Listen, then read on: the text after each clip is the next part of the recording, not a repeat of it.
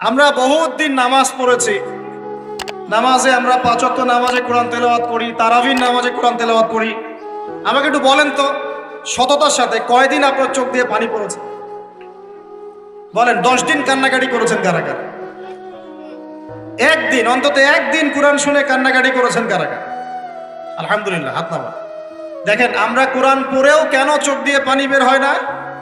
কারণ কোরআনের যে অর্থ, যে মানে ব্যাখ্যা, ইন্টারপ্রিটেশন এবং কোরআনের যে ভিতরের অন্তর্নিহিত নিগুড় একটা রহস্য, এইটা আমাদের কলিজার মধ্যে পতিত হয় না। কেন হয় না? কারণ আমি তো ভাষাটা জানি না, আমি তো ভাষা জানি না।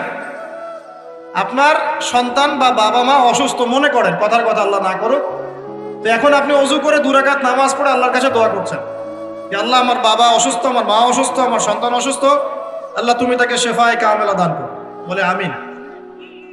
এই কথাটা বলার সময় কি আপনার মনের মধ্যে কোনো আবেগ কাজ করে কি করে না? করে না? চোখ দিয়ে কখনো কখনো পানি বের হয় কি হয় না? অনেকের মা মারা গেছেন, বাবা মারা গেছেন না, তার কবরের সামনে গিয়ে দাঁড়ান, হাত তুলে দোয়া করেন, আপনার মন থেকে কি একটা ফিলিংস আসে কি আসে না? চোখ দিয়ে পানি বের হয় কি হয় না? তাহলে আল্লাহ পাকের কালাম কোরআন পড়ে কেন আমাদের চোখ দিয়ে পানি ঝরছে না? উত্তর কি? উত্তর হচ্ছে কোরআন পড়ে বোঝার মতো আবেগ আপনার অন্তরে তৈরি হচ্ছে না। এখন কেন তৈরি হচ্ছে না? উত্তর কি? কারণ আপনি আমি সেই ভাষাটা বুঝি না। কথা কি বুঝতে পারছেন যুবক ভাই? লেকচারগুলো আমার মূলত যুবকদের জন্যই।